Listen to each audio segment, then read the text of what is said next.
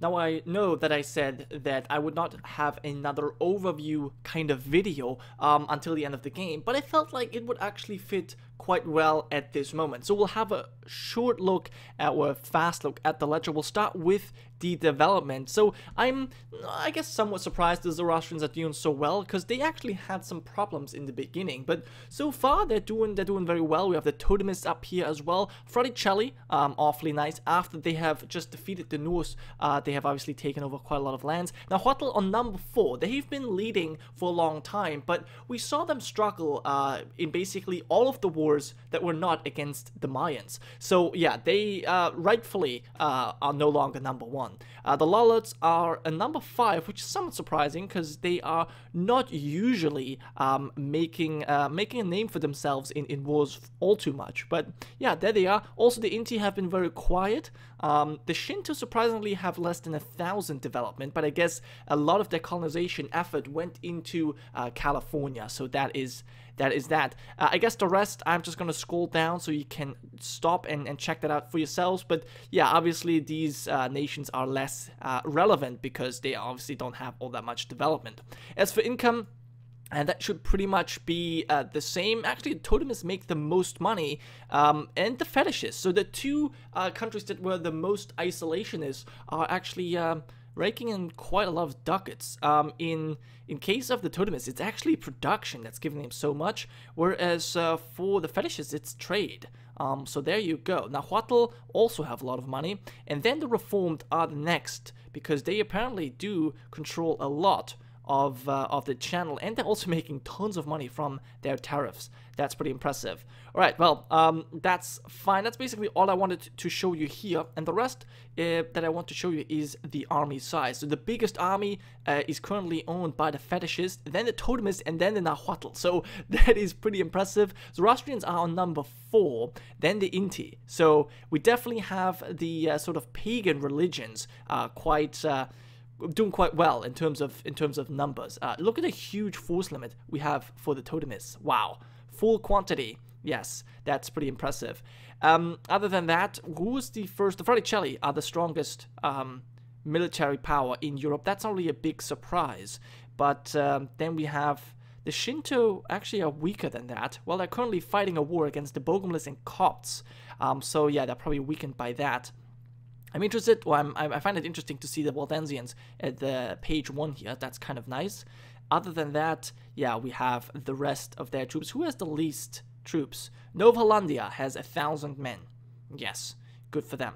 Now, I would also like to check out the navies real quick. We can see that the biggest navy is held by the Nahuatl, and it's quite surprising to see, despite the fact that they have such a huge navy, they were unable to land any troops in the Inti lands. And they also got defeated by the much smaller fleet of the Shinto. So I really don't know what they're doing, but I gotta say that the Nahuatl are by far the most ineffective nation in this playthrough so far. Yeah, that's just insane. Other than that, I guess we should also have a look at the religions, because that's important. Now, I should mention here that obviously it's not as representative still, because there are many provinces in the world, especially in the Americas and in Africa, that have not been colonized. Europe and Asia is actually looking pretty good. I mean, there's a few provinces here and there, but these provinces are mostly very big. So it's only a couple that have not yet been colonized, and in Europe it is getting better as we speak. But yeah, the Americas, especially, well, I guess, yeah, South and North America both, and Africa still need to be colonized quite a bit. And we can see the Norse actually doing a really good job. They're a late colonizer, but there's lots of provinces to gain. So they are definitely, yeah, taking their opportunity here. Actually, they're even, no, those are the Massalians. Never mind. Okay, well, as I said, we need to be careful when looking at these provinces, because they are probably not entirely correct. But as it stands right now, the Sunni have the most provinces in the world. They have also, well, not the most nations. The Catholics have the most nations fighting for them. Then the Sunni, actually, we can check this like this. Then the Sunni, then the Cathars, and the Reformed. Okay, and then it trickles down. Yeah. All right. Provinces: Sunni, fetishist, totemist, and then the Catholics. Okay, we'll see how things develop. And let's also have a look at all of the religions that have been wiped out. So the Romuvans, as well as the Yazidis, still have a province of their religion, but no nation fighting for them. We have the Druze, Hellenic, Sikh, Karaite, and Monothelites completely wiped out. No nation, no province, they're gone. They're never going to come back. That's just the way it is. And then we have one nation or one religion that is not, that we have to scroll up a little bit, the animist. So even though there's no more actual animist country, they still have 64 uncolonized provinces that technically follow their religion. But as I said, by the end of the game, this should all be gone. At least that's my hope. We'll have to see. For now, though, I think that was enough of an overview here. I guess we'll have one last look at the actual Great Wars that are currently going on, because that's somewhat important, right? So we have the Second Cathar Catholic Imperialist War, the Catholics and Louisiana, together with Haiti, against the Caribbean and the Cathar subjects. The Shinto, as well as the Sikh, against the Tengri, winning. And the Confucians are at war with the Tengri as well, and so are the Zikri.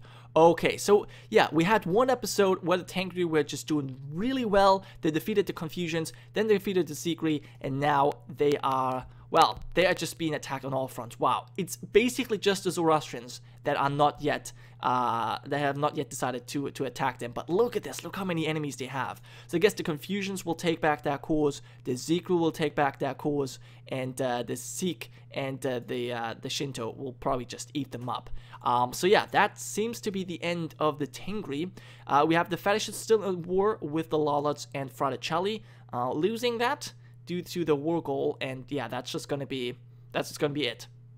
Nothing else is gonna happen. The Karaites and Massalians are fighting. That's just like kids playing, not important at all. Monophysites against the Menicians likewise. The Slavic and the Suomenusko against the Orthodox, and they're winning.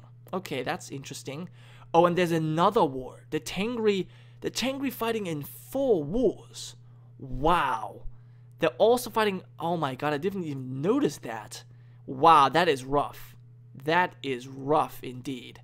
Okay, so I guess we can safely say the Tengri collapsed. There is no way they're gonna get out of this. I don't see a way they could potentially get out of this. So, yeah, there's that. Another religion, although they are, I mean, surprisingly, pushing back against the Vajrayani, who are still quite far behind in military technology. Look at this. They have twice the numbers and are defending in hills across a river, and yet they're still losing. That is what happens when you're 10 technologies behind. Okay, so you know what? If the Tengri focus on the Vajrayani, which is a really smart thing, they might at least win one war, and that could potentially save their country.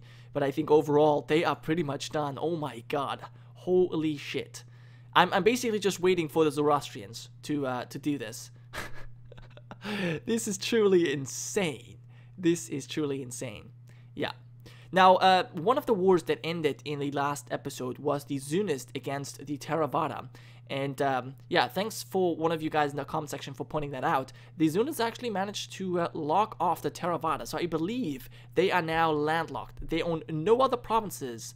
Oh, actually, that's not true. They do have these few provinces, but that seems to be it. They have the Cocos Islands and the Christmas Islands. They have this little part of, well, Indonesia, I guess, today's Indonesia, and that's it. That's all of the provinces they have. So they have been quite reduced in size. Now, the Hindu, however, have still not managed to actually, well, retake the provinces that they have previously had, well, taken from the Jains. That's because the Shinto are heavily influenced, or heavily influencing India here. Alright. So, the Menicians are still at war with the Monophysites, and of course they're occupied. They have half of their men, so I don't think they're going to really be able to do much. The Jews are still around, and we still have the Cathars against the Catholics. Well, I don't think there's much Catholic left to be taken over, so that should be easy for them. the Norse are continuing their colonization here. In fact, Pious+Zealots have taken over Benin, the Catholic Benin. Well, that's not good for them. They don't need these kinds of things. It's already hard enough for them. But okay. Other than that, is there anything else that we could potentially look at? I don't really think so. I think this is the best we can see. In fact, those are for a moment I thought that the Zoroastrians decided to join in. Oh my god, this is terrible. This is just painful to watch. This is truly painful to watch. Alright, so, yeah, you are losing that war. That was to be expected. The Kharites might actually get wiped off the map. Now, the Kharites, I do believe, only have one province. They have only one province left. And they're obviously Sunni anyways. So, actually, do they have... No, they also hold this. Do they at least have 2 provinces? Alright, well, they might still survive, but actually, they also own these provinces. Alright, so the Kharites do have quite a few provinces, but they're obviously nothing important. Wow. So, there's basically no interesting war going on, because... Well, the fetishes don't have any fleet, so they cannot get over to fight the Lollards of Fraticelli. The Tengri are at war with 4 wars, at war with a total of 1, 2, 3, 4, 5, 6 major nations plus a colony. The Cathars are just obliterating the Catholics, and the Karites and Massalians, they don't really matter. Neither do the Manicians or the Monophysites. So. Okay, I guess we can just, well, sit back for a little bit and watch this. Watch this unfold. Oh my god, so many men. I don't even want to get into the Tengri because I'm afraid that if I was to switch now, they would just collapse and I would get the game over screen or something like that. I guess it's technically not possible because I'm a spectator mode, but I'm kind of worried that this might happen. I mean, I don't actually believe they're going to get full annexed in these wars, especially because they are at least winning one of them. In fact, let me quickly check that. They are, in fact, winning a war. I mean, you got to give it to them. They're winning a war out of all of them, even though they don't even have a war goal, and they're not losing the other war all that heavily. So they might be able to defend against the Zikri yet. As for the Confusions, they're losing heavily, and the Shinto, of course, is where they're losing the worst. But that is to be expected. Now, while we're looking at this, we can also check out the Great Powers. Nothing much has changed, I believe. I'm really surprised to see the Zoroastrians here. I really gotta say, I'm especially surprised by them, because if I remember correctly, they did have a lot of trouble in the beginning because they actually lost some of their core provinces. Their starting provinces, they were lost. So yeah, it's good to see them bounce back like that. The Hurufi are still hanging in there. The Orthodox, right, so the Orthodox did lose some provinces, quite a few actually, to the Slavs, who attacked together with the Suomenusko. So that's some sort of a pagan alliance there going on. In fact, have you taken over Orthodox? Yeah, so the Suomenusko took 3 provinces. Not sure if they took them just now or if they had already taken them earlier, but the Slavs definitely retook some of this. That is for sure. Still, they don't play any role at all because they are split into 3 parts, and you know, they could probably just get destroyed by the Fraticelli whenever they feel like it. They're just content with what they have. So the Cathars pieced out. They took over the last provinces that the Catholics had in Iberia. So that is now, well, almost all theirs. There's still 2 provinces held by the Reformed, and in the New World, Haiti is still around, so I guess they did not really take anything. Alright, fine. Anything else we have got going on? Fetish is still at war with the Lollards. We have the Shia fighting the Ibadi. Okay, the Shia who are in fact Sunni. Alright, and I guess we're nearing our first peace deal here with the Tengri. They are basically fully occupied. Yes, they have particularists. So, yeah. I'm not sure what I would do in their stead, but I think they're definitely going the right route. They have no way of defeating any of their other enemies, so they're trying to go after the Vajrayani. That problem is the Sikh are now interfering here. Poor guys. It's really not looking good for them. Well, who owns this, by the way? Oh, the Hindu own this. I see. Now, I wish that some of this mess would get cleaned up. Like, why do they hold this province? Why did the Confucians have this? In fact, didn't they? Oh, yeah, they used to hold more lands. They must have lost that in a war. Okay. So, are we going to see some petitioning? We did see the end of another war. The Lollard Fetishist War has ended. And, of course, nothing has happened. Yeah, no provinces have changed hands. But now that the fetishists have finally managed to get coastal provinces, we might see them do something with their big army. I don't know what they are afraid of. I don't know why they never reached out to the coast here.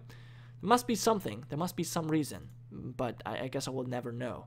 Okay, the Norse have a trade company here established. The Catholics are now in Africa. No, I think they still have the capital here. Yes, they do. So it's basically, the Cathars have been pretty nice. They've only taken one province, so they're not really being all that big of a bully. They just try to take the provinces that they feel like belong rightfully to them. Okay, so the Tengri are utterly defeated, but yet nobody wants to actually peace them out. I think they're all waiting for each other to peace out. And here we have another war. Now that the Fraticelli are no longer defending the Lollards, we have them going to war with the Waldensians, but they brought in their friends. Oh my god. No chance for the Waldensians, I don't think. But it's they're always putting up a good fight, so I think it's worthwhile to check them out. Where are the armies? I only see Fraticelli armies. Okay, they're over here. They have a few troops trying to besiege the North Italian holdings. That's a nice distraction, I guess, but the main Fraticelli force is actually chasing the Waldensians through Bogomilist land. That is smart. I mean, you're taking attrition yourself, but the Fraticelli are taking way more attrition. Meanwhile, the Waldensians are actually driving up the enemy war score by besieging their provinces. I gotta give it to them. They are playing their cards right, but you know, eventually they're gonna get defeated. Even if they manage to occupy the entire Fraticelli army, there's still the Lollards, now having basically colonized all of France that they have to deal with. So, yeah, sorry Waldensians, but it was nice knowing you. It was certainly nice knowing you. And maybe even the Reformed are gonna jump in on this. Now, it's interesting to see that so it seems as though the Fraticelli have changed their alliance. They've switched their alliance with the Reformed for an alliance with the Lollards. I guess it was a smart move, since the Lollards seem more powerful, but I wonder why that was done. Okay, so I suppose at this point we could probably see some peace. Yes, we certainly do. Alright, so the Shinto have peaced out, and they've taken, of course, 1, 2, 3, 4, 5, 6, 7, 8, 9, 10, 11, 12, 13, 14, 15 provinces. Not too shabby. I do believe the Sikh have gotten 2 provinces as well. Alright, that's very nice for their efforts. The Tengri are still at war with the Zikri, Mahayana, and Vajrayani. This is the war they declared, the Zikri declared on them. And the Confucians didn't actually take back as many provinces as I thought they would. They did, it seems like they did take some provinces back. And now they have just pieced out the Vajrayana. It seems like a white peace. I guess that was a smart decision on your part, but now you are still facing the Zikri. So overall, the Tengri are really doing a good job, but the Zikri are gonna take their cores back. And they might even take some more, but they're most definitely gonna take their cores back. And yeah, as for the Confucians, I suppose they've taken Beijing under their control. 1, 2, 3, 4, 5, 6 provinces. Okay, that's okay. That's okay. Definitely regaining some of their former strength. And maybe these rebels are gonna do something, although I doubt.